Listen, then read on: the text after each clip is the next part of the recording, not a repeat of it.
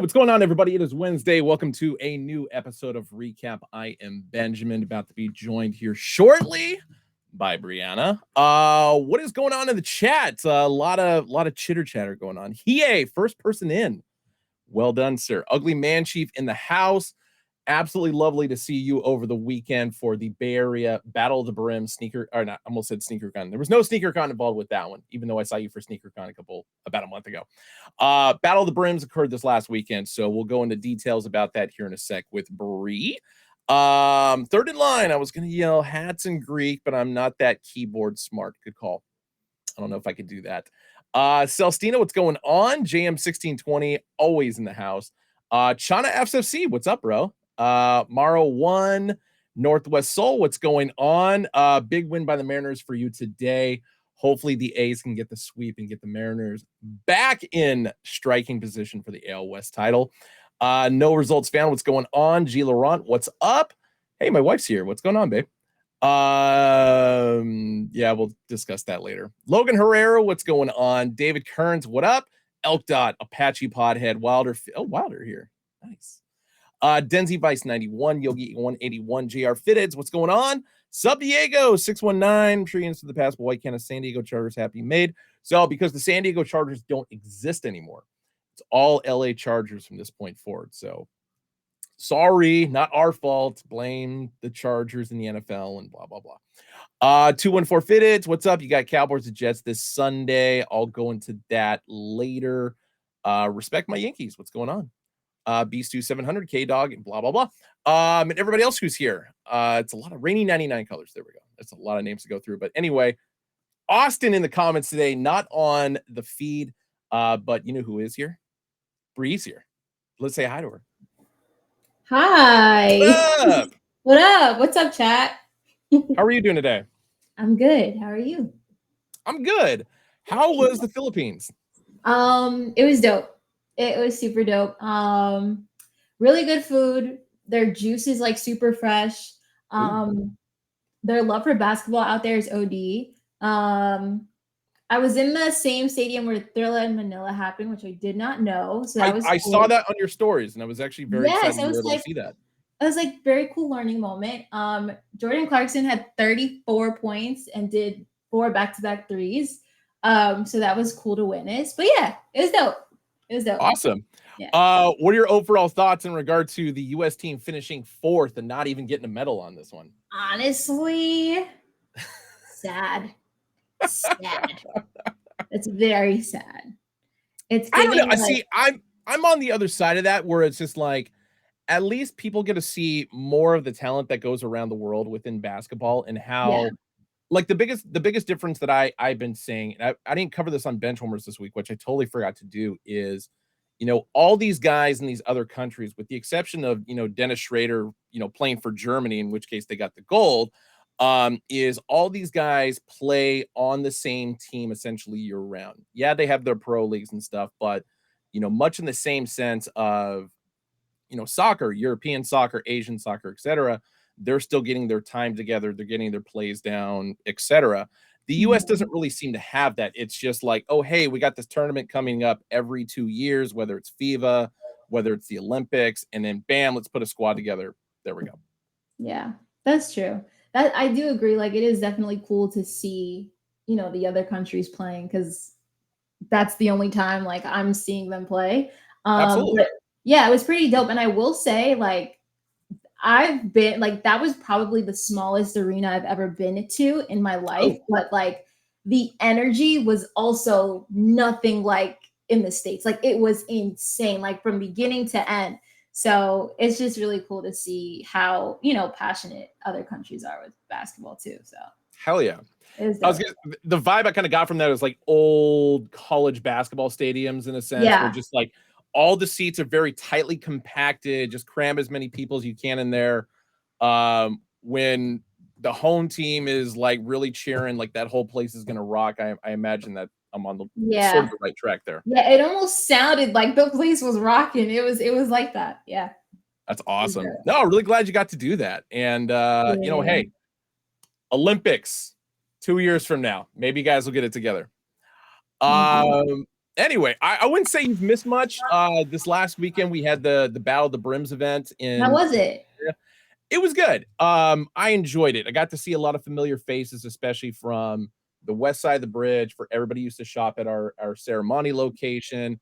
A couple guys from our Concord location, which case I ran both those stores over a number of years, and so got to scoop this bad boy up, which I'm very happy about. Dope.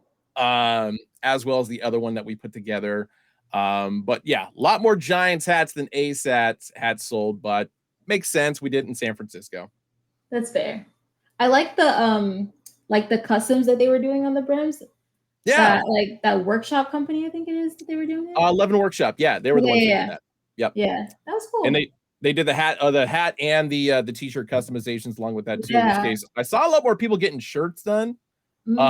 Especially with the shirt that we produced for the event, to which case I want to say when we closed for the end of the day, we only had like 3 total shirts left. Wow. So well done, everybody scooping those up. I went to NoHo the other day and it was so not weird, but I was like, oh shit, there's t-shirts. Like there they are. It was cool to see them on display. Yeah, definitely got a few left in the basement for you guys if you ever are at the NoHo store or even at the LA store, because they got a bunch of them too. So scoop them up. Nice. As far as things that have dropped, kind of publicly outside of stores and stuff, site sleepers. So a lot of people were complaining because we didn't have a Jets cord crown that dropped 2 days ago, along with all the other ones. And of course, the hilarity with that is the fact that the Jets and Bills both played each other on Monday Night Football. So it was very imperative that we got it on there. So boom, there it is, front of the line, Jets cord crown that we originally dropped at the Supermart event back in February. And then, of course, the black and white with green bottoms that we dropped this morning. Nice. What are your thoughts on these? I think they're clean. See, I don't like too many colors. I'm very picky when it comes to two-tones. So the black and white is solid to me. Yeah. Orioles sold out, which I'm not surprised about. Yeah. Houston's still hanging in there, which I am surprised about, because I would have figured with the 2022 patch on there that there'd be a little bit more demand for that. But no, I mean, this is basically a rehash of a collection that we did at the end of 2019, just expanded upon with a few more teams. Just black and white, green bottom, just kind of basic. Mariners one, of course, I love because of the block S. Chicago White Sox I like because the 87 to 90 logo. So nice. Plenty to go around. My favorite is LA because, well, have you ever seen Kendrick Lamar's whole company PG Lang? No. What they do with their hats? So I'm a diehard Kendrick fan. So yeah. That they had the LA logo in the center, but then they stitch PG on the side and then NG over here. So it spells out PG Lang, but obviously they're all from Compton. And they just did a Chanel one that only if you work for PG Lang can you have it. But it's literally black crown, LA Dodgers, and then it says PG, NG. And then there's a little Chanel flower right here. So this is my favorite because of that. But yeah. No, totally understandable. And as far as the PG Lang, I have seen it. I just didn't understand what the concept was there until you just explained it. So thank you. That is pretty dope. I like that. Yeah. I wish we could do cool stuff like that. Austin's comment got it. New era. Yeah, no, exactly. Yeah. But no, black and whites that dropped today, and then of course the tennis pack or the tennis collection dropped yesterday. Excellent timing on account of the fact that the US Open just wrapped up. So boom. Mets one I thought was one of the best, especially considering the fact that Arthur Ashe Stadium and the connection to the US Open there. Really good, nice fitting. And Shea Stadium's just right down the block from where the US Open is. So but yeah, that's oh yeah, NFL hats. I mentioned that, because there was the whole cord crown fiasco with the Jets, blah blah blah. But yeah, plenty of NFL options to go with, guys. The season is early. We're only 1 week in. We got time. So anyway, yeah, we got time. We have a special guest this week. Who do we have here?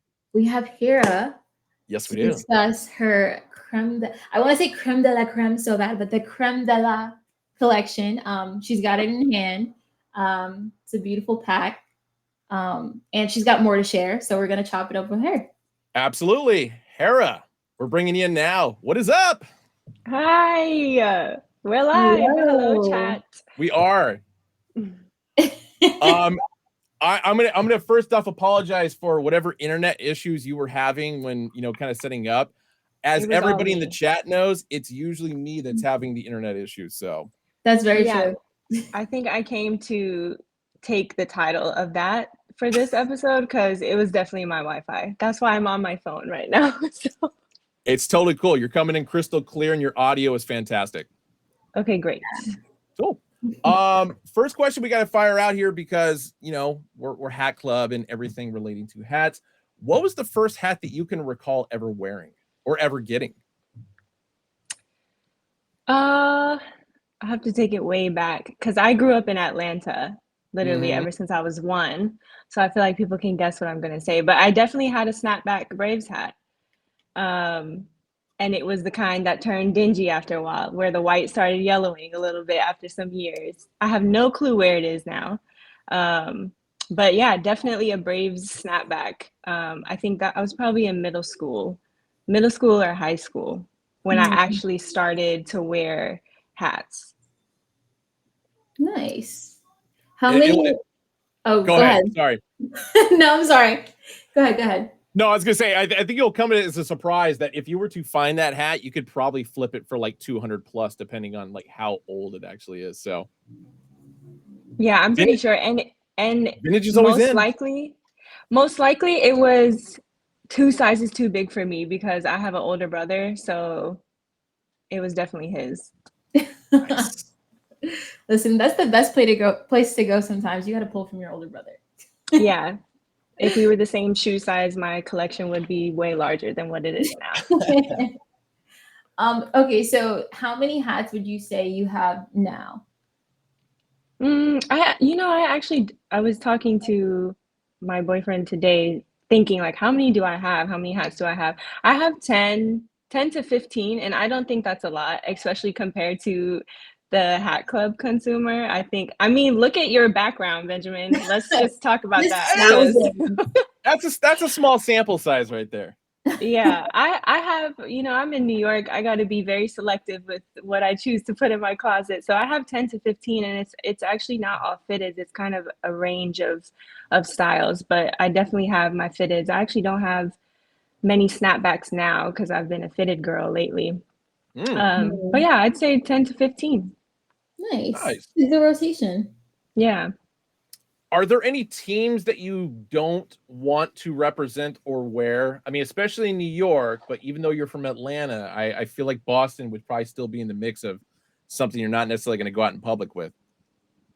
Yeah, and also it's not necessarily from like the thinking of I would never rep that team or I would never rep that city. It's just kind of staying close to what I love and know, and what I resonate with, because I like repping where I'm from. I also like repping where I live.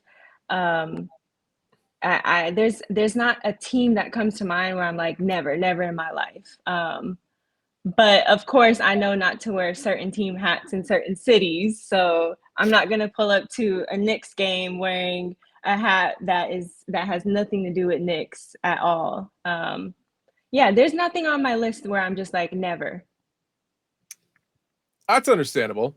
That's valid. Whereas in regard to you talking about the Knicks, I totally would, because I hate the New York Knicks. But I'm a Pacers fan, so it has everything to do with that. Okay, so you said you're currently wearing like a lot of fitteds right now. Is there like, and I know you mentioned like that's not the only thing in your collection. So do you wear like more so like adjustables too? Any like low profiles, or is it like fitteds is it right now? Honestly, fitteds are it right now. But I also have I have one adjustable. I honestly got rid of a lot of adjustables because personally I didn't like them on me. Just as a personal preference. I feel like there's something nice about a fitted. It feels elevated, it feels grown in a way to me. So Yeah, I tend to lean towards fitteds, but I also have a love for like aviator style hats where Mm. the ears come down. I am a sucker for those. Like I love the pilot look, especially in the Nice. winter and the fall. No, it's a dope look. Is that an East Coast thing? Because I've not seen, like, I've seen that like the few times that I've gone back out there, but it's just like over here on the West, I don't see it as often. It must be. I think so. It used to be really popular, like I feel like in the early mid 2000s, like it was definitely a part of the fit. So like you don't see it as often, but I feel like that's what makes it more appreciated. But yeah, Yeah. I think it's the East Coast thing. It's such an intentional choice of headwear when you Yeah. see Yeah. it. Man, us No, West Coast kids are definitely. way behind the times, apparently. When you put an outfit together every day, do you go shoes first or do you go hat first? I go pants, then shoes. Oh, okay. Nice. Yeah, I go pants, then shoes. But between shoes or hat, it's shoes. Yeah, Understandable. I got to start with the foundation and then work my way up. I like that. Yeah. I don't have that luxury of you two on account of the fact that it's already hard enough to find shoes in my size to begin with. You'd be surprised. I feel like women's sizing, it's hard to find the heat, the good stuff, because then it just, especially if you're a common size, like a 7 or an 8, and you're trying to find men's sizing, it's going to be double the price of what resale or whatever the asking price is, I get just that. because it's popular. I wear a 15. Well, No way. I thought it was a 14. It's a 15. I feel like Ben's shoe size is just going up. But I got a new pair of shoes coming in the mail tomorrow. So those Oregon Duck Air Maxes are finally showing up. So Nice. I want to see pictures of those in a size 15. that specific shoe or any shoe in a 15? No, well, do you have one near you? I mean, I've got the Valerian blue dunks in a 15 here. Oh, well, I mean, it doesn't even look that Yeah, big it on doesn't screen. look So, big. That's good. That's a 15. Yeah. yeah, That's it easy. does not look like a 15. Looks like an 11. That's good. You're up there with Shaq. No, when I get the Air Maxes in, Nice. Let's just say allegedly they're showing up tomorrow. They were supposed to show up today, but there's been a delay. Okay. Okay, so it's no doubt that, the New York Yankees hat is the most popular hat in the world. But in your opinion, why do you think like the Yankee fitted is such a staple in fashion and pop culture?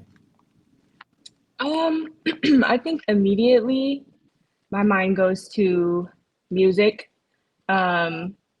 It had such a presence in the music scene, rap specifically, even R&B. I also think it's one of those hats that people are proud to wear.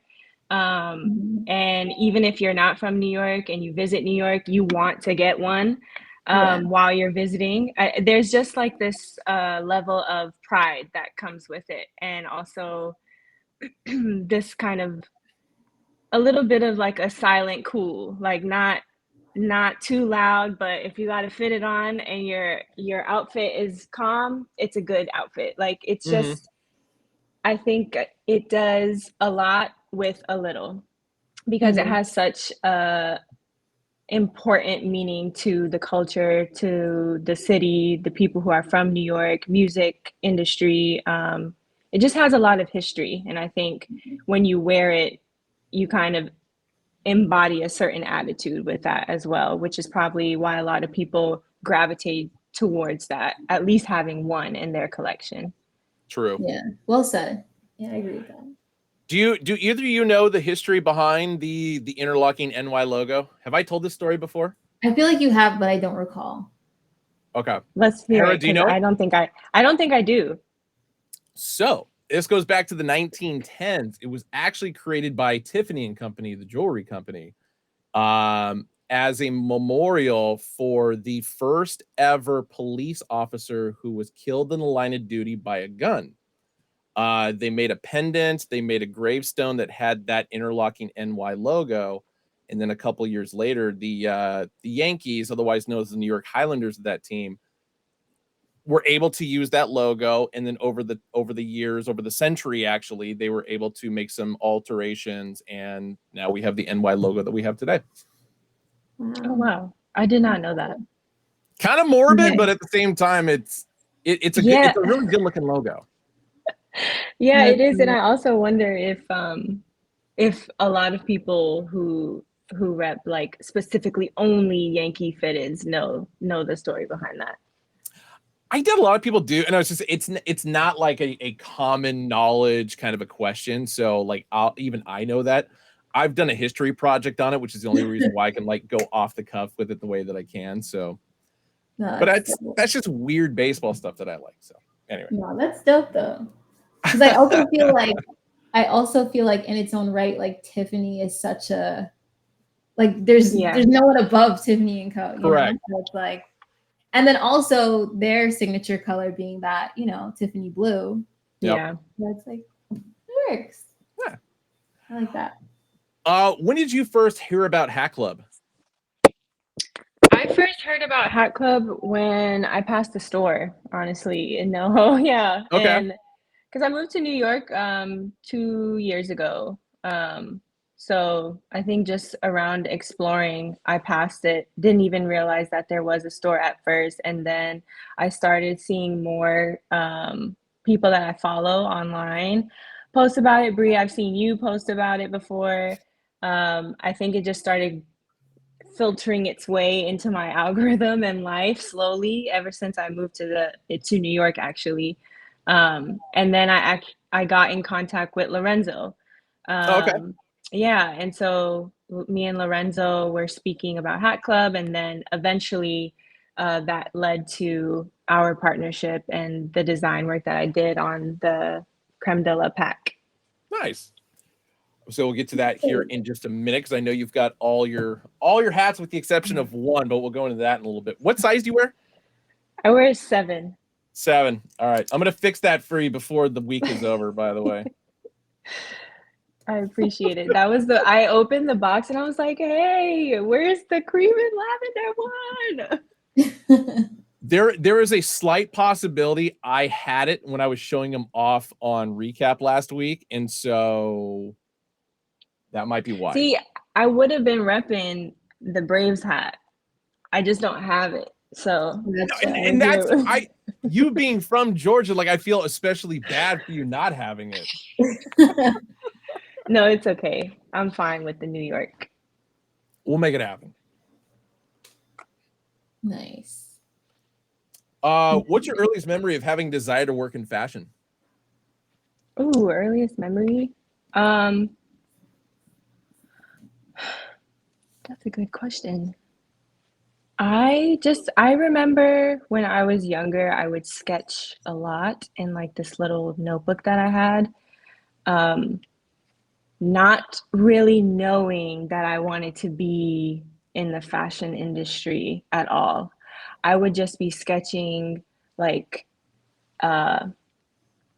silhouettes almost, not intricate designs or anything, but just silhouettes or like ladies in dresses. And then I would color that in. And I think I would have to say that that's my earliest, if I could go way, way back before I even knew what the fact that I was doing something that would lead me into a career later in my adult life, it would definitely be that's my first memory that I think of, is that I would be just kind of sketching silhouettes of women in dresses and then coloring that in.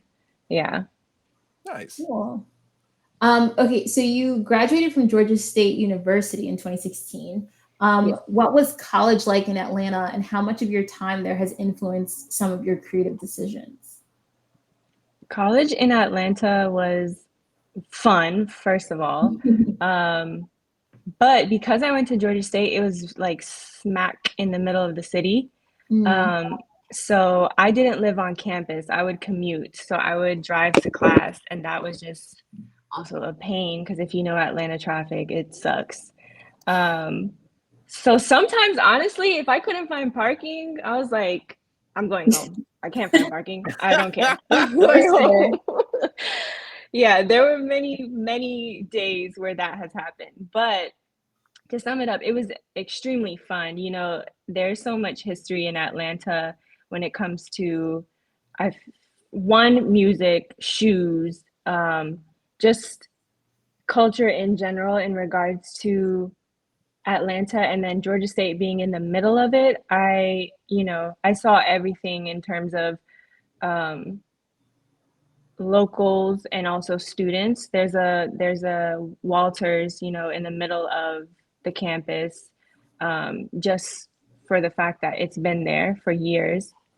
And I think in terms of how Atlanta influenced my creativity personally, growing up in Georgia and Atlanta, I felt like I was kind of hitting a wall creatively. So there's not that much you can do when it comes to creative work with brands there. Of course, now it's a bit different because there's social media and you can kind of partner with brands that are local. But then I was thinking more so, what company am I going to work for? Where am I going to apply? I had to think much bigger than just Atlanta. And that was always on my mind. I love Atlanta, but I was with the intent of moving out. Like, I want to Yeah. see what else there is.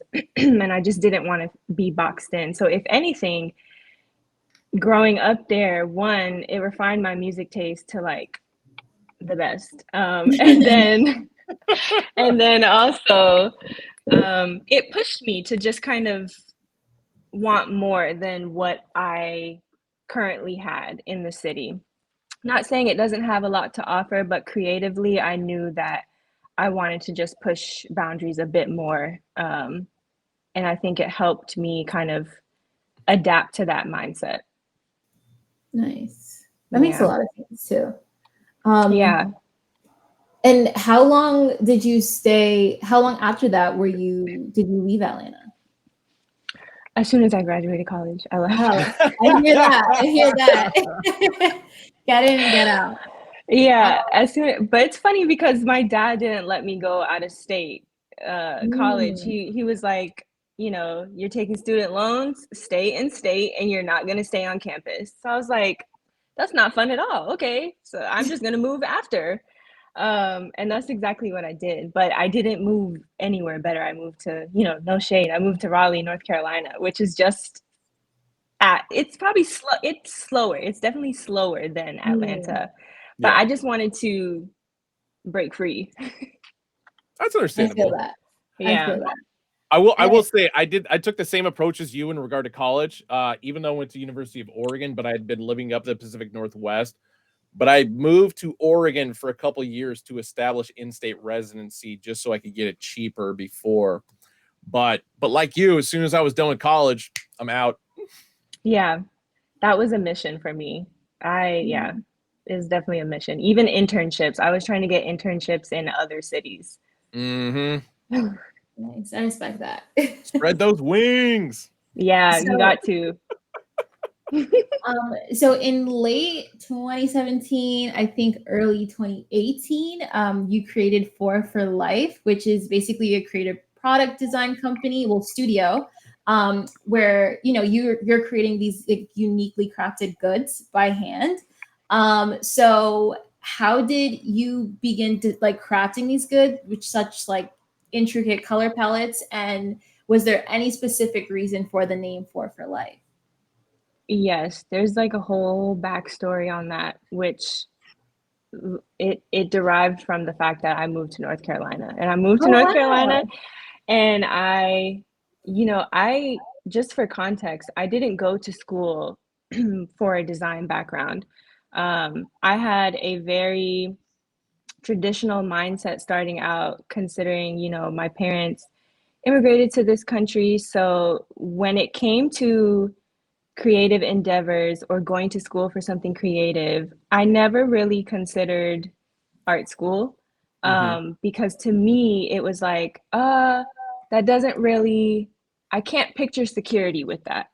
how I can't picture security in life with that. So I took a very traditional route in terms of, I majored in marketing, realized I'm going to land like a sales job with this. What can I add on to this? Then I added on a computer informations degree.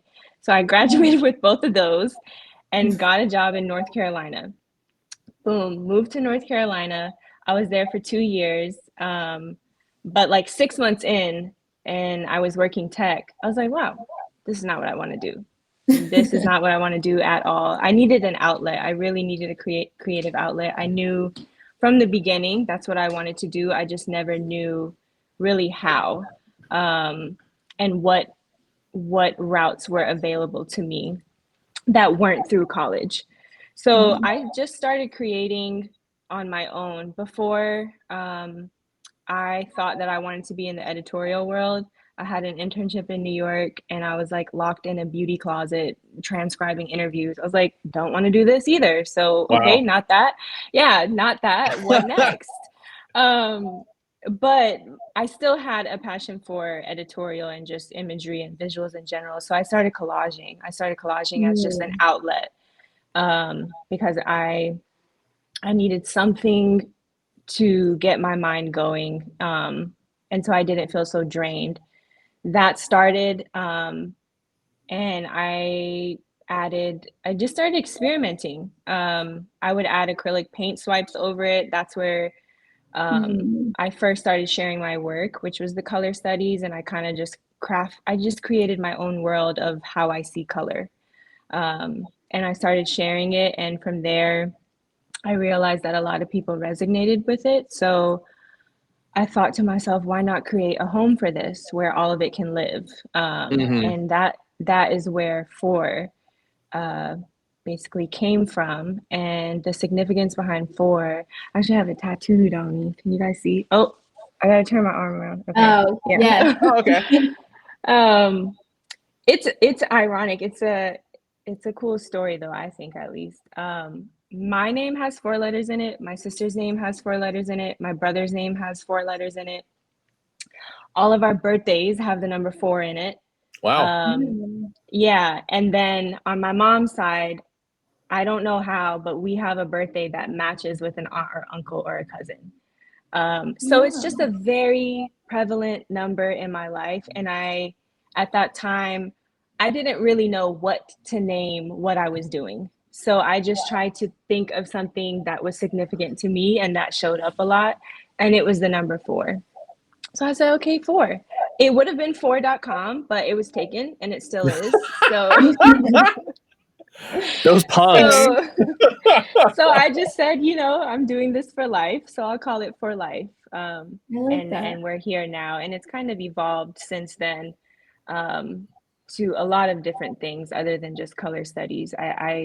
I don't really want to limit myself creatively. So I've deemed that as my home for just whatever I want to try. Hell yeah. That's fire. It's a lovely space. I've referenced it many times. Thank you. You're welcome. That's super dope. You work with color schemes in the footwear industry, obviously a very big name in the footwear industry. What's the biggest misconception that most people seem to have about pairing particular colors together? I would say the wearability of it. I think before my experience working on footwear, especially at a big company, we all have these ideas that like, oh, nah, like red and purple are going to look good together on a shoe, or I wouldn't have done that. I would have done brown and yellow, whatever combination. But when you start to apply it onto footwear, you really have to ask yourself, how wearable is this when it comes to an everyday aspect? I think that's probably one of the biggest misconceptions. You really can't just slap whatever colors you think look good together, because they're not going to be as wearable as you might think. And I honestly, I would say the same could be applied to hats as well. Correct. I think there's exceptions, of course, with stories, but I would say the same would apply to hats, personally, in my opinion. Yeah. That's fair. I agree with that. And I was gonna say, to be fair, and I've done this myself, so I'm not putting any or directing this at anybody specifically. I've seen some ugly ass hat colorways, especially for a lot that people send me. And I was gonna say, I'm a victim of it too. Like I've done it to myself, and so I experiment a lot, like much in the same sense that you more than likely do. Just some colors don't go together, and you guys have to realize that. Yeah. And sometimes you don't know until you see them together, and that's when it kind of clicks in your head of like, oh, okay, not as wearable as I thought. Yes. Is there a color that's like the most difficult to work with?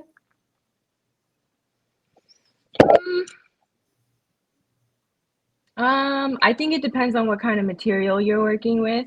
But off top, without overthinking, immediately my mind goes to white and red. Especially those two together, because of color bleeding issues.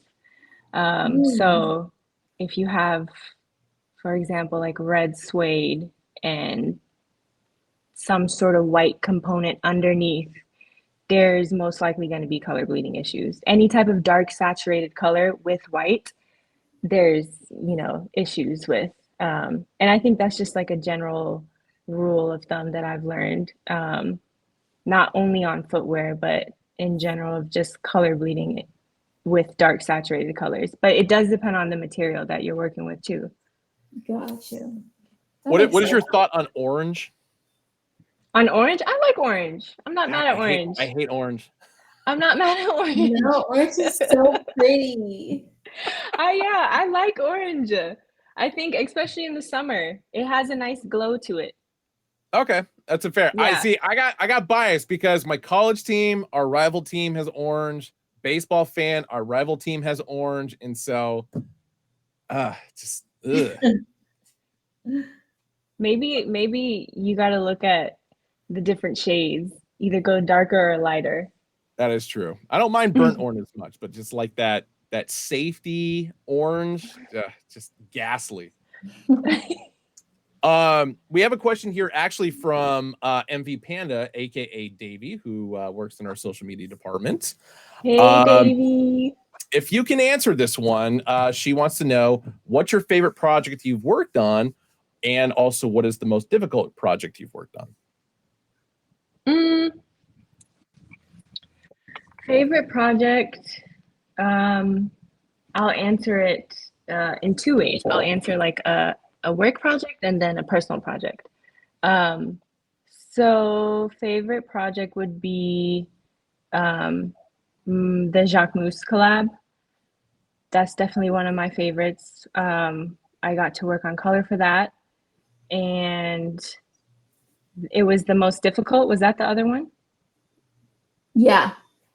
Okay.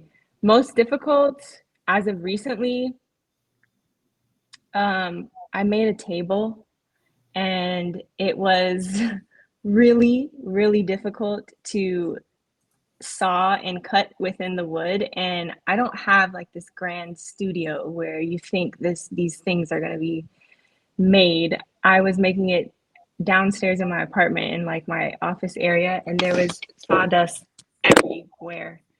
And I can imagine. And I was working with resin as well. So that was probably my most difficult to date right now in terms of just like physical labor and the outcome of it. But yeah, my favorite would be Jacquemus collaboration for color, and then most difficult would be this table that I made. That I'm actually. Can you guys hear it? That I'm. Yeah. It looks so nice. It looks really. Thank really you. Nice. But as someone who decided to sand wood in the crib, I know what you mean about getting dust all over. Yeah, that I don't know what I was thinking, but definitely it was a learning experience. Well, it came out beautiful. Thank you. I'm excited to see what you're cooking up. Oh, thank you. I'll share. Yeah. I'll share with you. A little while ago, you had mentioned how you and Lorenzo kind of hit it off, and that's how you formed this collaboration with Hat Club. But how did it really kind of be as far as you putting your design, expertise into work, and as far as putting a hat collection together for the Crème de la collection? Yeah, so Lorenzo actually reached out to me. He saw my forework, and then he reached out to me, and we kind of just got on a call to talk about Hat Club, what it is, and shared just things that he was thinking about in terms of collections and how I could kind of come on board with the team. So for Crème de la, there was a need for basically just a pack to be elevated and feel elevated. So there was an existing colorway started, and I think the samples that the team had, they didn't feel like the design was quite there yet. So from there, I took it into my own hands, started kind of playing with different color spaces and palettes, storylines, narratives, ideas, and of that such. And then Crème de la was born. My main thing for Crème de la that I wanted to get across, especially as a woman designer working on this, it was a big deal for me because I also understand how serious Hat Club consumers are in terms of headwear. So it wasn't something that I was taking lightly. I was actually taking it very seriously, if not a little nervous about it, because I would never want it to be like, who is this working on hats? Like, what, I respect the the interest and the love that Hat Club consumers have. It's the attention to detail that I think any designer should have. So I approached it from that standpoint, and also tried to think about it from the lens of what's going to last somebody forever. Like, how do I make somebody a forever hat, a forever fitted? And that's how I approached the palette. What's going to be very wearable. I think it kind of goes back to what we were talking about in terms of color combinations, things that are subtle but still have interest, that still have details. So that's where the lavender hits came in. That's where like the toasted peanut color came in. It's not oversaturated on the entire upper, but it's in small hits that kind of ground the neutrals that are happening on in the palette. So to some, it might not be enough, but I think I really wanted it to feel elevated, a little bit luxurious. And for fall, I personally think it's like the best of both in terms of shades. I want to say I appreciate you repping both the Bay Area cities, San Francisco and Oakland, but more specifically Oakland because I'm a homer. Yes. And you're wearing the Yankee one right now. There we go. And I especially like that one because it has the lavender underbill to it. Because that one, and then there's it was the A's, the Giants, and the Orioles, if I'm not mistaken. Those were the three that had the lavender underbills to them. Yep. Which one what was the first one you started with? Colorway wise? Yeah. It was the cream and lavender. Yeah, I started with. Yeah, that was my first palette that I started with. Nice. And that was from the mindset of how do I do something unique?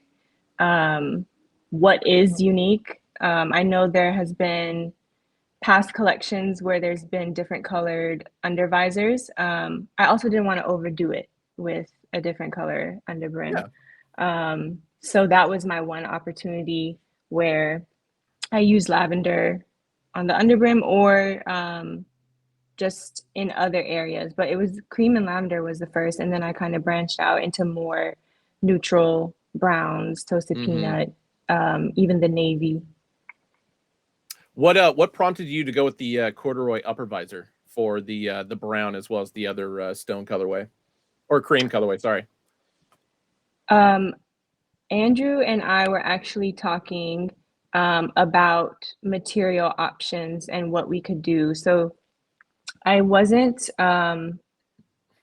have the palette book or the material book with me in hand. And when I saw it, I was aware of how many different material options there are. But considering that this was coming out in August, September timeframe, I knew it was like a fall drop, so we wanted to add some sort of seasonality to it. So that's where the corduroy comes in with the poly uppers. Just Smart. yeah, a small touch, but noticeable. Yeah, Good. definitely. Northwest Soul wanted to know, what is your favorite of the entire collection? So you do have to, unlike children, you do have to pick a favorite here. Oh, that's hard. That's very hard. And I feel like what I'm gonna say is unexpected. But lately, I've really been leaning towards the Pittsburgh navy and cream. Yeah. Can you show that one It, off again? I'll be dead honest. That one and the twins are the undoubted sleepers of that entire collection. yeah, and that's why I chose it. I feel like this is a sleeper because the more I look at it, I'm like, wait a second, this is nice. And it's not that I didn't think that before. It's just I think I was distracted by the lavender and the browns. And now that I've seen the lavender and the browns, I'm like, okay, yeah, you guys are cool. But now I'm looking at this like, oh, you're slept on. Yes. No, And definitely. my wife's a Twins fan, so she especially loved that one. Yeah, I actually saw the comments on the Instagram when we went live with this. A lot of people were excited about the twins. No, it's super good. It's very clean. I mean, the whole Yeah, collection is clean, but that I'm a sucker for like a nice white crown, so it's a goodie.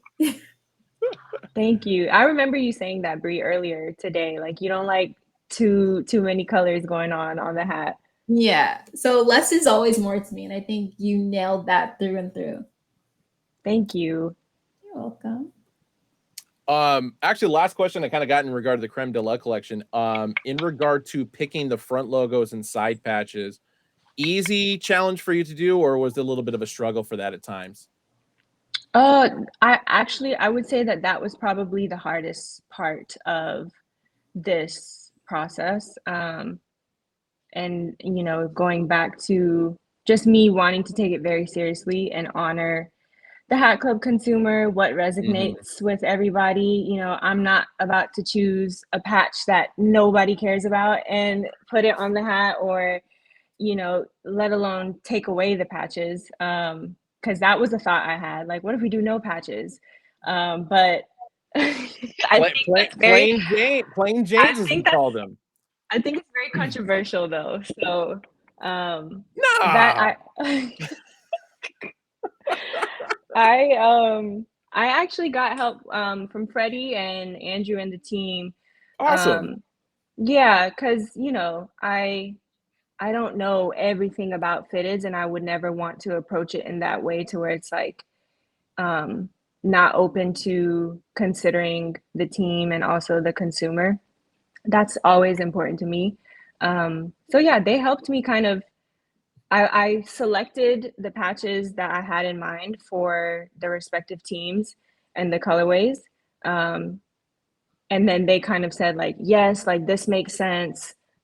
Maybe not because this logo is different from this year. So very just precise and detailed thinking around the patch selections and just colors as well. No, that makes sense. I love it. Bree, you're up. Oh, I thought, were we not showing them off yet? Oh, no, we'll get to that point. We got like two more questions before we get to there. Okay, no, you're right.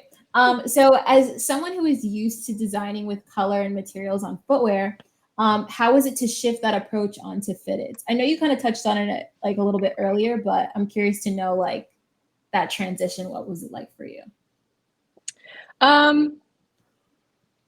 I think it was, the best way I can describe it is, you know how to ride a bike, but then you get on like a really technical fancy bike and you're like, wait a second, this feels familiar, but I don't know every single component on this bike. I don't know every single part that turns on or turns off. I would say it was like that.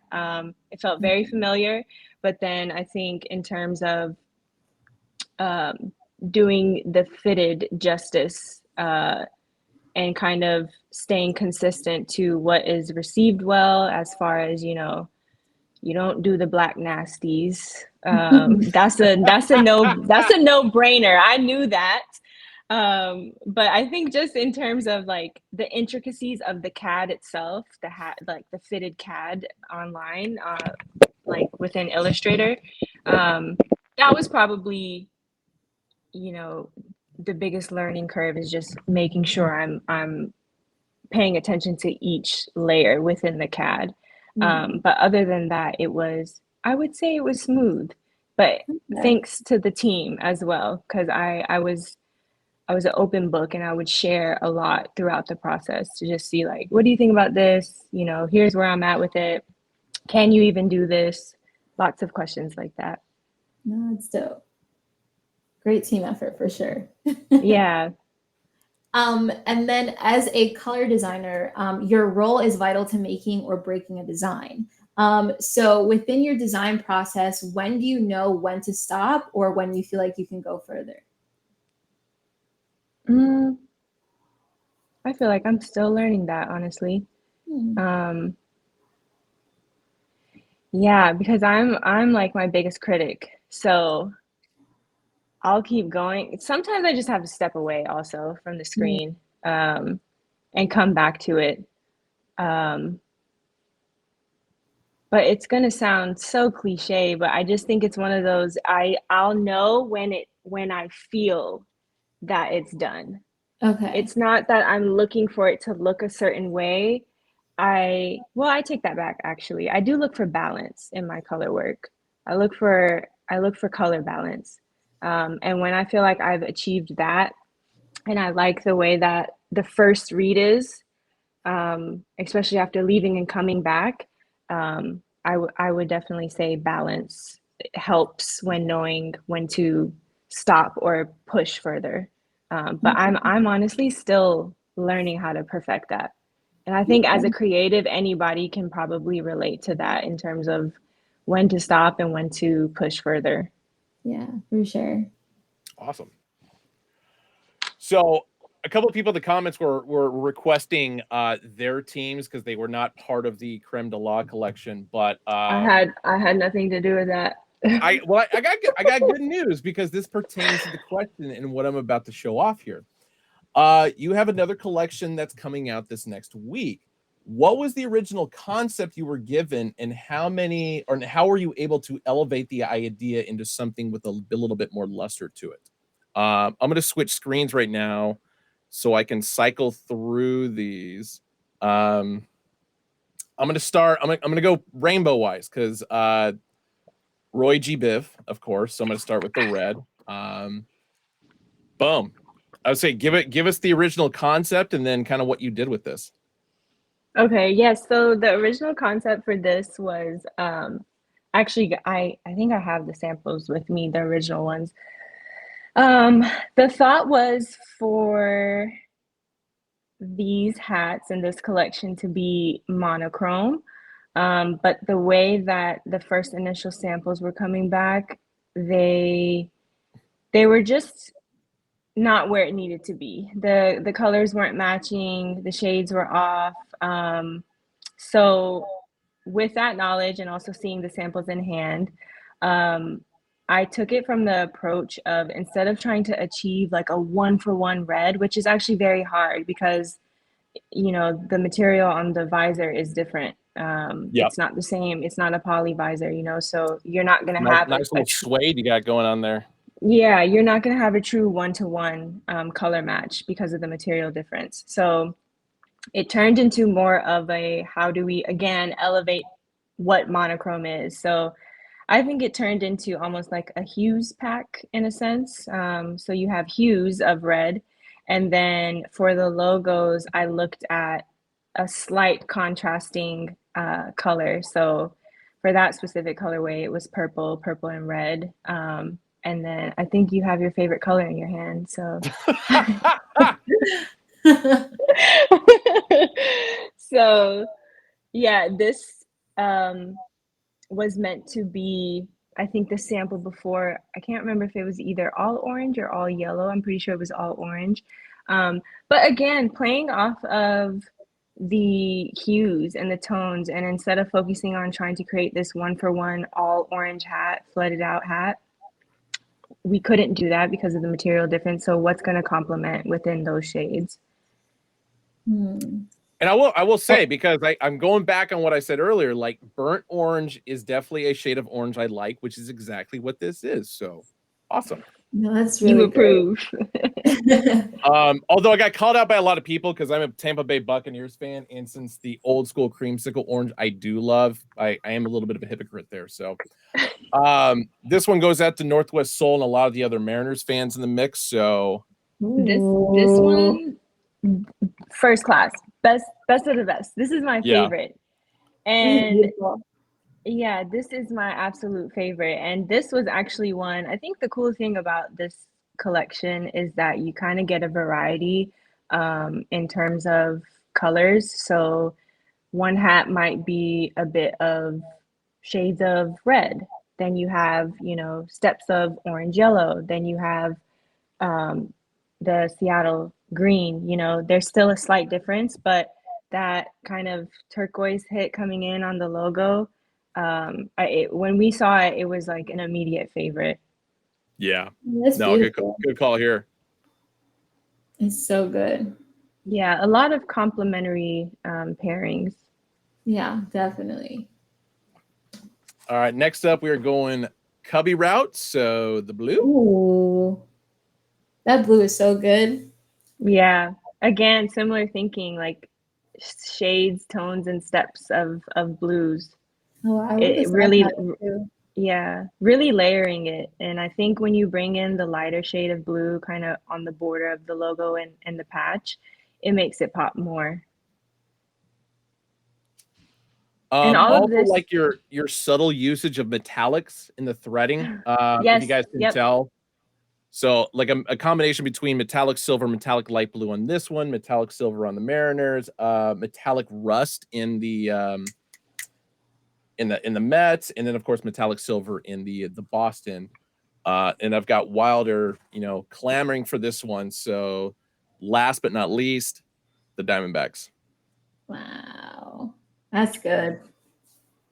Yeah, and the metallic threads also were used in an effort to kind of lift the patches up and make them a bit more visible, because I think when you're using multiple colors, sometimes some of the text can get lost, some of the logoing can get lost. So it was meant to be a design detail, but also make sure everything is visible.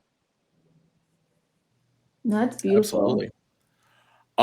And just a heads up for you guys, these are going to be dropping next Tuesday at 11 a.m. Pacific, 2 p.m. Eastern. This is the monochrome pack or monochrome collection. So that was the name that we ended up choosing. For whatever reason, I thought we went with a different name, but I don't know where my head was at with that one. No, that's sick. That pack is, well, that collection, 10 out of 10. Thank you. Thank So you. Well done. Yeah. We got 5 more hard-hitting questions for you to finish this out, but I gotta say it's been absolutely amazing talking with you and listening to you and your creative process behind all these. So thank you very much for popping in. Of course, I had fun. No, definitely. The first one I got for you is you spent some time in Oregon, much like I spent some time in Oregon. Portland is a must-go-to destination for food. In your opinion, what's the one food truck or restaurant that everybody needs to go to if they visit Portland? Hot Yai. Have you heard of Hot Yai? Hot Yai No. is so good. What is It's it? so good. You gotta describe that.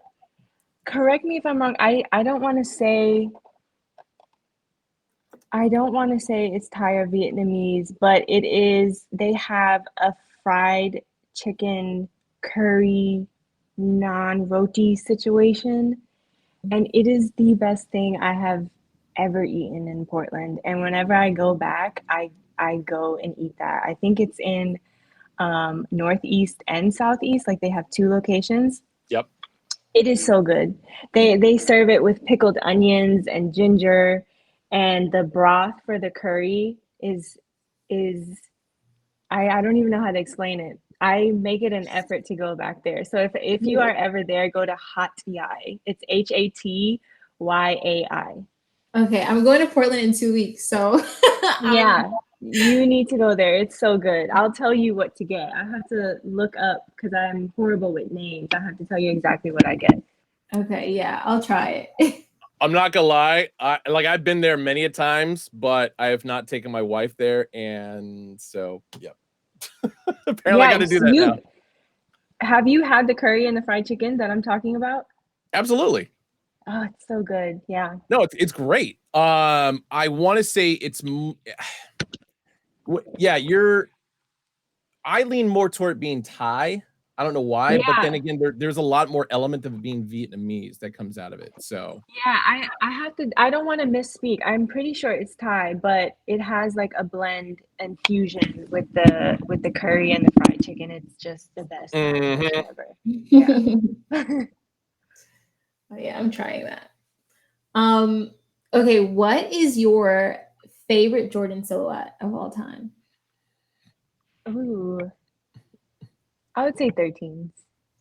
Wow. Okay. Yeah, I would say 13s. I have. No, go ahead. Go ahead.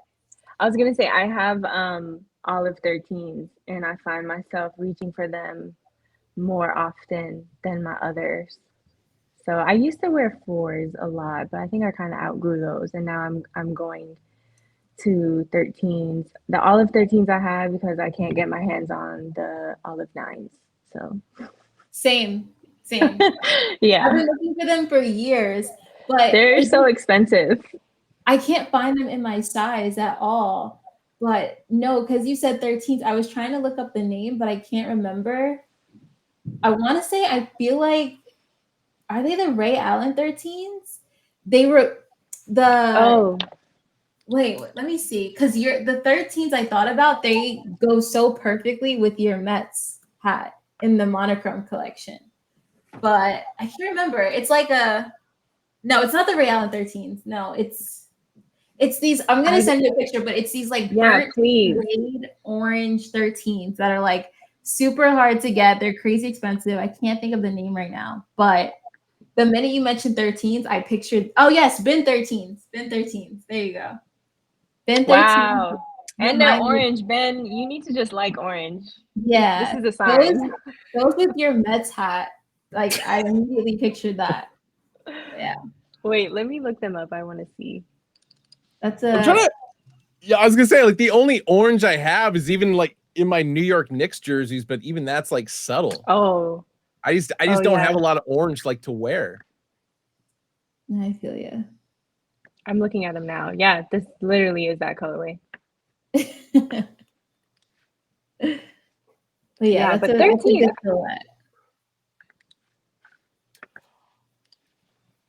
Next one I got for you is, if you could redesign any college or professional team's color scheme, whose would you change?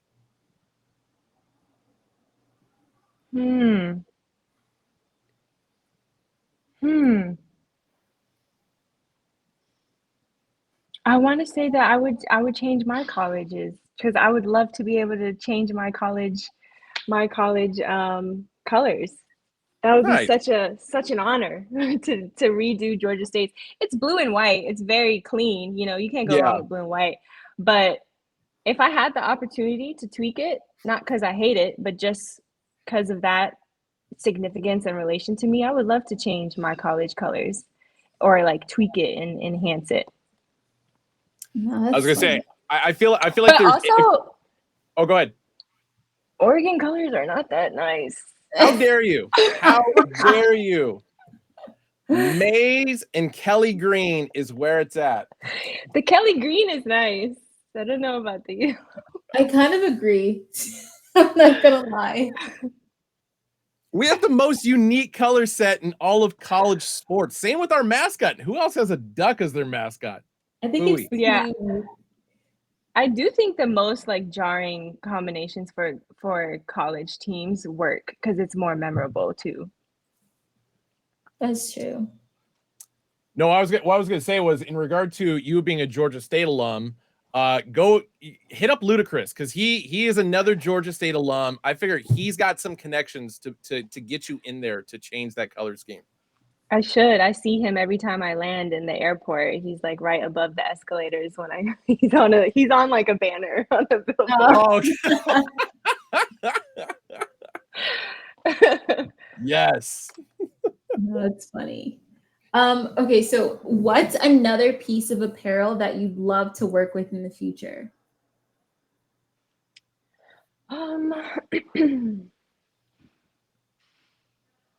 I think denim would be really cool to work on. Ooh. Yeah, I would love to work on denim. I wear jeans so much. I'm like, that's my go-to. I love a good pair of denim. So I would love to slowly work on the things that are like staples in my wardrobe. And also a pair of heels. I would love to do heels. Oh, I just thought like the minute you said denim, I just pictured like you, because I feel like your signature, well, one of your signatures is like your paint stroke over your collages. So like I just pictured like a pair of like Evisu denim, but it was like your stroke instead. Yeah, oh my gosh. Listen. That Yeah, I would cool. love that one. That's a great idea. Two, yeah, I don't know. I don't know even how I would bring it to life, but immediately my mind goes to denim, and doing something unique with it. That would be dope. Nice. Last one I got for you. I could not think of anything else to ask, so I just wrote this down in hopes that it would maybe get a laugh out of you. How do you think the Jets are going to finish the season now that Aaron Rodgers is no longer on the team? You know, I don't even know how to answer that question because I don't think I have a strong enough opinion on it. It's okay. I didn't either, and so I just thought it was funny. You definitely got a laugh out of me. No, it's great. No, I was going to switch it out actually to a question that Davey had asked in the comments, but then you literally just answered it because her question was, "What is a material you'd like to work with?" But then you win this whole denim. It's like, oh shit! Now I have to use this stupid Jets question. I'm not even looking at the chat, so I didn't see that. But yeah, definitely. No, I appreciate that. No, Braves. I'll go back to Georgia. How do you think the Braves are going to finish out this baseball season? I hope good. You know, I feel like Georgia in general, our teams, we need something because Hawks, you think that we got it, and then something happens where it just fumbles. And yeah, I'm wishing them the best. I really do hope that we make it. I think they will, on account of the fact that, you know, half the team is made up of former Oakland A's players, and so that cuts me deep internally. So, no, but Hira, thank you so much for joining us. Thank you for everything you've done.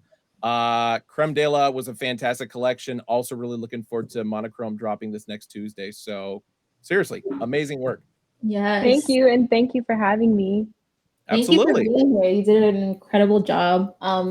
I love that you paid close attention to detail and really thought about the consumer, but also still trying to elevate a classic fitted. And I think you nailed it. And the monochrome collection is going to be another hit. So congratulations to you.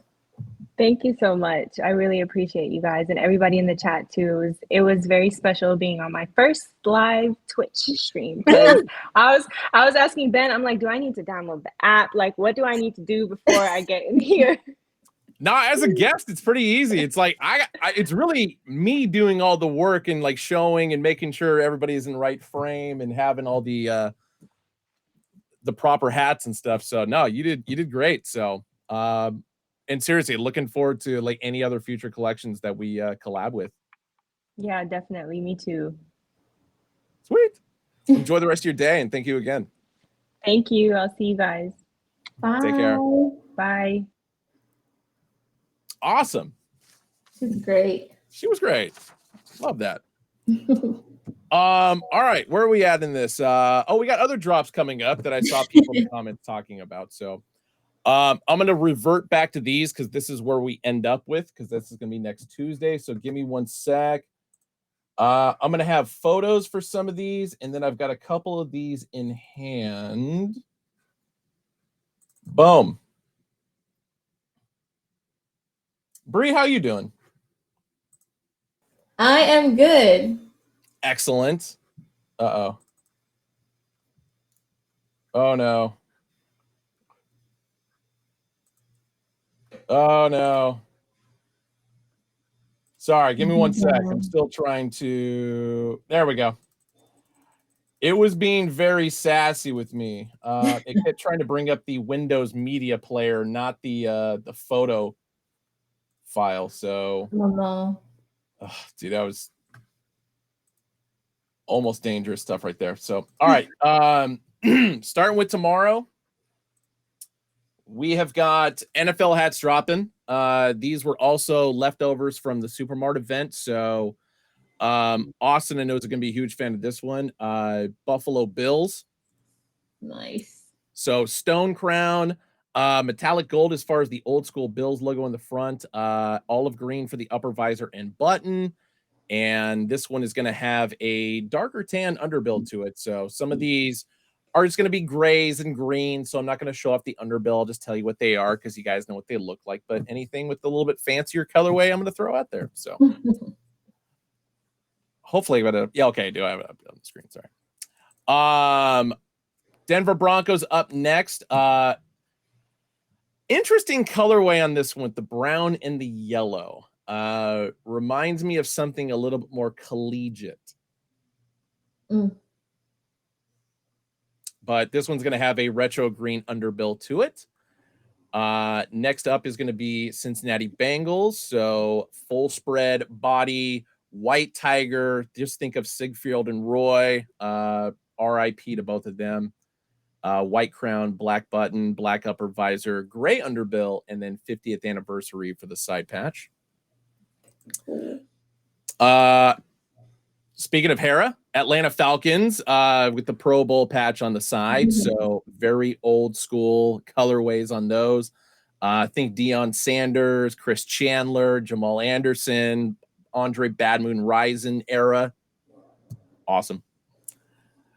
And Detroit Lions up next, corduroy for the crown, but black more specifically. Going back to the 1960s logo for the front and the 75th anniversary for the side patch. This one is going to be a Kelly Green undervisor. Same with the Atlanta Falcons one. So Kelly Green undervisor for both those. Interesting. Yeah. And then last but not least, Pro Bowl 2002. This is going to be the, oh my God, I cannot. So Marshawn Lynch era Buffalo Bills colorway. It was the damn quarterback I'm trying to think of right now. Stanford, and I don't know why he's spacing on his name right now, but gray undervisor on this one. So I imagine Austin's got this one and the other one in his collection already. I can see that. Drew Bledsoe. God, thank you. And Trent Edwards. Trent Edwards was the main quarterback I was trying to think of. But so this is Thursday. Friday. This is the Santorini collection, so I do have them in hand. I am going to start with the tan colorway at first. And we are starting with the Washington Nationals. Alternate 3 for the front logo there. Very pretty. Yeah. So combination on the tan. So you got a darker tan for the crown. I'm going to have to turn the light down just a... There we go. Oh, okay. Darker tan for the crown, light tan for the upper visor. Like I said, Washington Nationals alternate 2 logo for the front, 2019 World Series for the side patch. This is going to be a combination of metallic silver, royal blue, and a little bit of electric blue in there. Flat stitch baddie. Cool gray for the underbill, black for the sweatband, Hat Club tag on the inside, of course. And all of these are going to be made in Bangladesh. Bang. Next up, shout out to Ugly Man Chief, because I know he's a big Giants fan. So spring training G logo for the front, which is completely metallic silver with the electric blue for the outline there. 2007 All-Star Game patch. Very clean. Flat stitch baddie. Cool gray undervisor, black sweatband, Hat Club tag on the inside. Made in Bangladesh. And last for this colorway, Philadelphia Phillies Swirl P with the primary logo from the 1970s. So this goes more specifically to their bicentennial year. So excellent usage of a primary logo for use for a side patch, which I really dig. Yeah, that's the best one, personally. I honestly agree with you. I'll even admit, like, I kind of dig the Giants one. I feel like the G logo is like a really nice touch for that. But yeah, Swirl P, that's where it's at. Cool gray, black sweatband, no 100-year anniversary patch. Not Austin's least favorite side patch of all time on the side of this one. So very important. On to the light blue and dark tan two-tone 1980s primary logo for the Houston Astros. So of course the Astrodome up there on the top. 25th anniversary, silver anniversary for the side patch. So one we've used a couple times, but not very often. Flat stitch baddie on the back, cool gray undervisor, black sweatband, Hat Club tag, made in Bangladesh. Seattle Mariners up next. Boom. Is this coming home with you or no? No, not so much. I mean, just because the fact that I don't have a lot of this colorway to like pair with it. But it doesn't mean it's not a good looking hat. And then the one thing I'll say about this one is because we've used, the compass logo, the primary logo, the block S logo so often that I kind of forgot how nice the S with the compass logo inside actually is. Just subtle. 2023 All-Star Game patch for the side. Grander bill, black sweatband, Hat Club tag, made in Bangladesh. San Diego Padres up next. So the early 2000s primary logo. So the nice little wave going across the bottom there. Austin said 40th anniversary for the side patch for all you swinging Friar fans out there.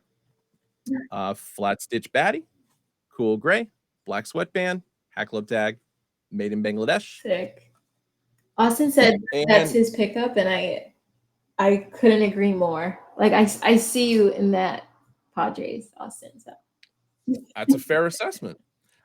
And then the last one we got here is Colorado Rockies mountain logo, but more specifically a side patch that we haven't used for the Rockies, I don't think ever, with the exception of like team color stuff, and that is the 2007 World Series, which of course they lost, but so what? All side patches are good side patches. Cool gray, black sweatband, Hat Club tag, flat stitch baddie. So yeah, these are going to be dropping on Friday, 11 a.m. Pacific, 2 p.m. Eastern, hackleblip.com or the app, of course. Saturday. What we got Saturday? Saturday is a collection that a lot of people have asked us to, hey, when is this collection dropping? Because it dropped at Supermart and we never had access to it. So it's time. This is the Hat Club ice cream pack for the NFL. Sick. Starting things off, we're going to have the very dark tan or khaki. Oh my God, where'd Bree go? No, I'm here. Okay. Old school New England Patriots, the hiking football logo, which in my opinion is the best Patriots logo. Super Bowl 36 for the side patch, gray underbill, black button, black upper visor. This one's going to have a light tan under visor to it. There you go. Good. And I'll zoom in here so you guys know that I'm not BSing you about the ice cream pack collection. Boom. There is the Hat Club tag on the inside with our Mr. Hat Club ice cream guy. And all these are going to be made in Bangladesh. Sick. Ooh. New York Giants up next. So full script going across the front. What is this? Super Bowl 42. That is going to be a little bit more of a burgundy as far as the button and the upper visor. Icy blue, of course, around the Giants, as well as the interior for the Super Bowl 42 logo on the side. But optic white crown if you guys couldn't tell, and icy blue for the underbill. So, excellent colorway there. Next up, Cleveland Browns. A little bit more of a strawberry red as far as the crown and upper visor. Kelly green for the button, Kelly green for the background colorway around where it says Cleveland Browns, of course. 2004 Pro Bowl patch for the side patch. Cool gray for the under visor, black sweatband, Hat Club ice cream tag on the inside. Next, we've got Camel Crown Los Angeles Rams for Super Bowl 34. This is, like I said, it's going to be camel for the crown, cardinal as far as the button and the upper visor, and a little bit of metallic gold, metallic red as far as the interior there for the LA logo, infrared as far as the Super Bowl 34 stitching there. Nice. Sorry. Oh no, I said it's nice. Okay. Cool gray for the under visor, black sweatband, of course. And last but not least, off-white for the crown, Arizona Cardinals. So a combination of the cardinal red and burnt orange for the exterior, the upper visor, the button, Pro Bowl patch for 1998 Hawaii. And there you guys go. That's your ice cream pack that's dropping for the NFL on Saturday. There is another NFL, I'm going to say just pack of hats that are dropping on Sunday. Really more of a wild card grouping of teams and colorways and stuff like that. So be prepared for Sunday as well. Those are going to drop Sunday at 7:30 in the morning. So I'll probably be up and tweet it in some capacity as I'm getting ready to, crush a beer and crush many beers and watch some football on Sunday. Nice. But moving into Monday, Minor League Monday. So Tacoma Rainiers is going to be the colorway for this, or for the team for this one, for the first one. Next up is the Queens Kings. Third, damn it, I forgot this team. I thought it was the Huntsville Stars, but apparently it's not. So somebody help me with this one. That's a beautiful H. Look at looking H. El Paso Diablos up next. Oh, damn it. This is what I get for not having this stuff written down. Everything else I was prepared for, and I forgot to write these two damn teams down. Sorry, give me one sec. I blew it, guys. I'm sorry. No, you're good. Oh, sorry. It was the Rocket City Stars for this one. And this one is the Inland Empire Pickers. That's an orange, by the way. Because oranges grow in California. And of course, my personal favorite for this one is High Desert Mavericks. So a team that doesn't exist anymore. But I really like this colorway, especially going with the High Desert Mavericks name. It's a good colorway. Very good colorway. So this one's coming home for sure. Pretty. I like I just noticed the piping too. Yes. It's a nice touch. Oh, yeah. And then the other thing that's dropping on Monday is more NFL hats, but the NFL Cookies and Cream colorway. So black crowns, black upper visors, pink, off-white logos, a little bit of brown around. So it's going to be the modernized version of the Cookies and Cream that we did for MLB over the last couple months. Super Bowl 20, of course, for the Bears. Interior is going to have that pearlescent silk liner on the inside, pink silk for the under visor, black on the sweatband, etc., etc. And the team listing we have here is going to be Chicago Bears, LA Rams. Next up, we've got the Denver Broncos. Next up, New York Giants. I promised the New York Giants fan that we were dropping a bunch of Giants hats this weekend and next week, so I'm not a liar. Arizona Cardinals, San Francisco Giants, or 49ers, damn it. 49ers, my bad. And then last but not least, the Las Vegas, Oakland / LA Raiders. Yay. I think that's it. Nope, forgot one more. Sorry. I do have one more. I just didn't want to go into the next photo. New York Jets. So shout out to Zach Wilson. So yeah, that'll be Monday. All those minor league hats, the NFL cookies and cream. And then of course, last but not least, for Tuesday, 11 a.m. Pacific, 2 p.m. Eastern, is going to be Hira's next monochrome collection. So Arizona Diamondbacks again. Chicago Cubs with the Wrigley Field IV patch. Seattle Mariners 40th anniversary. New York Mets 1986 World Series. So pretty. And last but not least, Boston Red Sox 1999 All-Star Game. That one's my favorite though. Boom. Dope. There's one last thing I need to do because I forgot to do it last week, and I also forgot to do it the week before. And that is, we need to pick the winners for the Dallas SneakerCon $500 gift card giveaway that we did at Dallas SneakerCon. So my apologies to everybody for going on this. Thank you again to Tafuri for filling in last week. He and I just got very chatty with sports, and so I just forgot to do the drawing for this. So my apologies on that. But yeah, give me 1 sec, and I've already got everything set up. So I got the randomizer, blah, blah, blah. So hopefully everybody from Dallas who signed in, filled this out, is ready to roll. We will hit you up if you win, so don't worry. I'm going to give it 3 spins just to really randomize this quite a bit. Give me 1 sec. One more time. Boom. All right. Our first winner is Jay Portillo. Give me 1 sec. So think like the hot dog. Portillo's. Jay Portillo. Shout out Jay.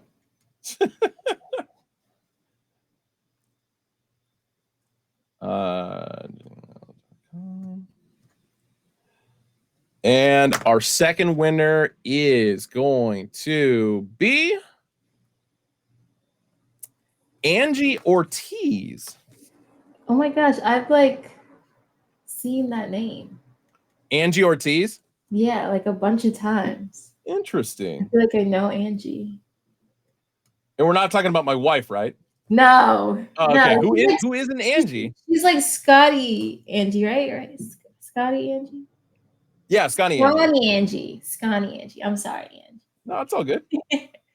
But no, I've seen Angie Ortiz a couple times. I'm like, wait, I recognize that name. So Angie Ortiz, Jay Portillo, we will be reaching out to you in the next day or so. Congratulations on the $500 gift cards for Hat Club that can be used in store or on the website. So sick. That's it. Now we're all caught up with everything. Bree, what you got going on this weekend? Sleeping. What? Sleeping. That's a good call. I imagine you're still just super jet lagged. Yeah, sleeping and working, but hopefully more sleeping than working. Nice. How about you? I'm gonna go to Great Mall tomorrow. For anybody who followed this on Twitter, when I went to Chicago this last week, a customer was sent the wrong size hat, and thankfully he reached out 2 days before I went to Chicago, so I brought the correct size. We met at a Cubs game, swapped it out, so now I got to take it back to the store and do the exchange so their inventory is not all screwed up. But oh my goodness, that's the kind of customer service that I provide. No, I swear you are gonna be at a game. Wait, oh my gosh, I got offered to go to the Jets game the other day, but I was working. But my colleague from work was like, "Yo, I got an extra ticket," but because I've never been to a football game, and I'm like, "Damn, that would have been a good game to attend." It would have. Especially because how horrible it started for Jets fans at the beginning, and just the triumph in the very end with that punt return in overtime. I know Austin's not stoked about it. My wife isn't stoked about it because in her Pick'ems league, she was tied for first place. The person she was tied with picked the Jets while Angie picked the Bills. So whoever, of course, won that game was going to win the money for the week. So damn. Thanks a lot, Josh Allen. Oh my gosh, it's so crazy. I really don't like. I know of certain football players. I know teams, obviously, but like, I don't watch football at all. I think I told you this before, but I will watch every single football movie, documentary show there is. And I don't know if you've seen it, but I watched BS High recently. Yeah. Yo. Oh my God. Like I remember that day, like just like on Twitter and stuff. That documentary was crazy. But yes, I still got to sit down and watch it. But I've heard nothing but wild stories and good things about it. Yeah, I've never disliked a person more. I don't think like than that coach, but definitely a good watch still. Nice. No, but I'm kind of in agreement with you. Like football for the most part, and NFL football more specifically, is relatively boring to watch. Like, not gonna lie. I'm a bigger college guy, in which case Oregon is playing Hawaii this weekend. More than likely gonna win. Colorado, I can't remember who they're playing, but they're more than likely gonna win. And then the next Saturday, it's the Oregon versus Colorado game. So anybody who bothers me that day, just don't do it. There's only one person who's allowed to bother me that day. Oh, that's right. Colorado's playing Colorado State, so that should be an easy win. The only person who's allowed to bother me on the day of Oregon versus Colorado is our general manager, who I know for a fact is going to be at Autzen Stadium that day. So, yeah, he's the only person allowed to bother me. Only the GM. Got it. Anyway, but no, that's all we got for you guys this week. Benchwarmer's back on schedule for next Monday. And of course, another episode of ReCap next Wednesday. So, Bree, always good to see you. Glad to have you back. Thank you. Of course. And everybody in the chat, love seeing you guys. Love your interactions. And Hira, especially. Shout out to you. Amazing job once again. Thank you so much for coming on. Shout out to Hira. Killing it. Killed it. Anyway, enjoy the rest of your Wednesday, guys, and we will see you in a few days. Bye, guys. Peace.